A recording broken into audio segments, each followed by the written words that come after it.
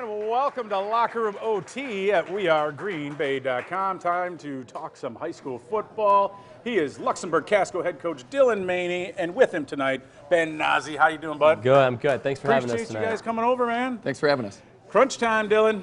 Usually, I think last couple of years we've had you on earlier in the season, and maybe you're 3-0, 4-1, or whatever. Now, there's 2 weeks left before the playoffs, and you guys are sitting in position where you got to win one of the last two. This is kind of going to be a playoff game this week before the playoffs. You're exactly right. That's what we've been telling the kids here going for the last couple of weeks is about taking it one game at a time, but we just got to get that win, especially this week or, obviously the last week to get us into the playoffs to qualify.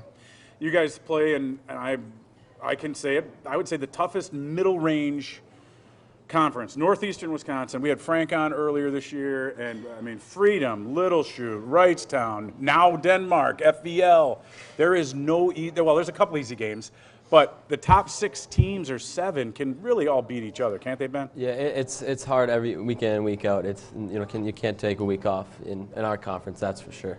Tough one Friday night. You guys played the Vikings from Denmark, and they've improved. I saw them early in the season. They have a running back who's tough, and they can mix it up.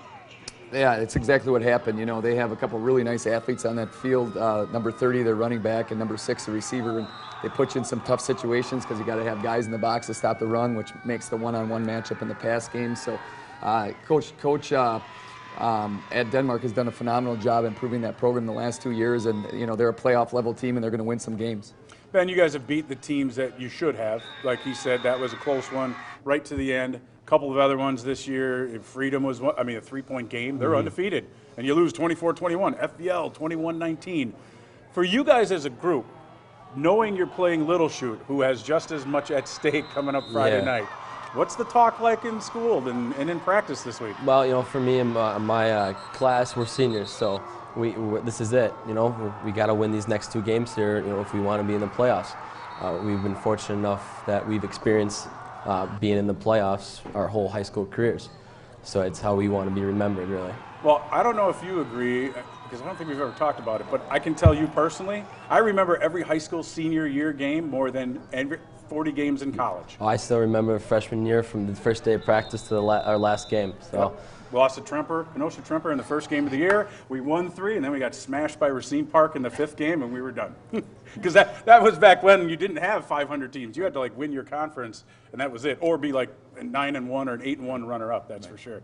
Dylan, what's it going to take? This Mustang team, you guys have developed the LC rivalry. You got a trophy in it now, and they're good.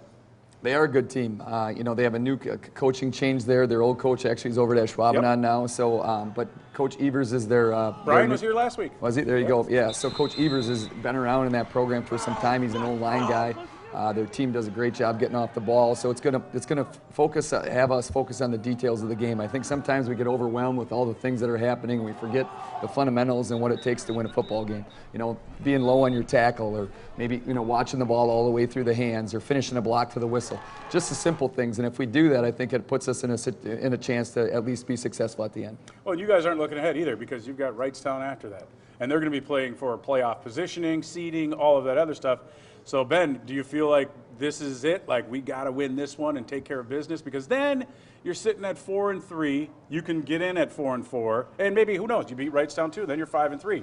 But this is like Friday night. All your eggs have to go into this basket. No, yeah, I would say that we're thinking, one game at a time here. Obviously, if we could win Friday, that would be a huge help. So right. there is less pressure heading into next week.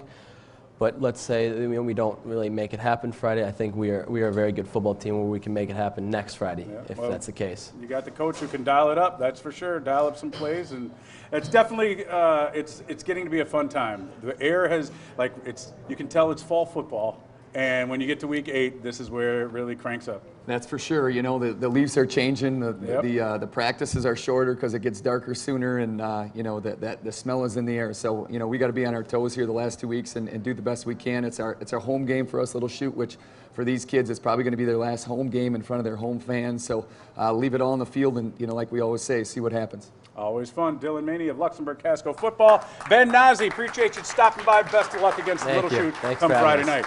You've been watching Locker Room OT at wearegreenbay.com.